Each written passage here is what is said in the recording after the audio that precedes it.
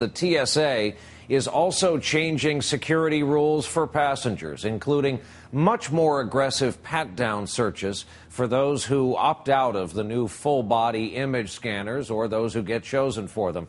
It's all getting decidedly mixed reviews from travelers.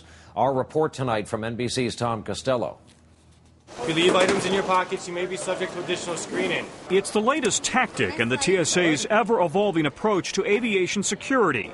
Full-body scanners able to peer underneath clothing. And for passengers who opt out of the scan, a much more personal full pat-down, with officers now using the front of their hands and more vigorously searching for weapons and explosives. The TSA chief says it's a direct response to al-CIAduh. We believe this provides the best possible technology to identify those non-metallic improvised explosive devices that we know have been used before. The challenge for the TSA, searching those private areas of the body most consider off-limits, but have been used by criminals and terrorists to hide drugs, weapons, and explosives. Most recently by the underwear bomber who nearly brought down a Delta Northwest flight last Christmas. The full-body scanners obscure passengers' faces. That's something I would call. While a screening officer in another room has but a few critical seconds to look for anything suspicious. The TSA uses two different types of imaging technology called backscatter and millimeter wave.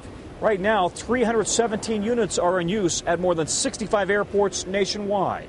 Millimeter wave uses radio waves to peer under the clothes, while backscatter systems use X-ray technology. Christmas Day last year was a awakening call. It's all critical technology, says the former head of security at Israel's Ben Gurion Airport.